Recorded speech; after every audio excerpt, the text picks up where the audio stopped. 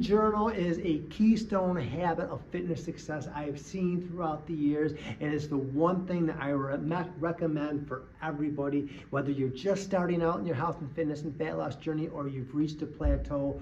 Write down what you eat. Hey everybody, I'm Brian, founder of FatLossAfter40.com, and I wanted to tell you in this quick video about the importance of writing down what you're eating, because oftentimes this is going to shock people, but when people write down what they're eating, they're not eating enough.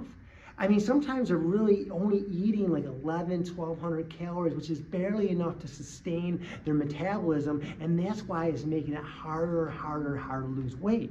Once you start to write that down, we can look at it and see some patterns and come up with some ideas that, you know what, you need to eat a little bit more. In particular, let's eat a little bit more protein here and there. Still keep the foods you like to eat, but make small changes. And the only way we can do that is if we have that documented.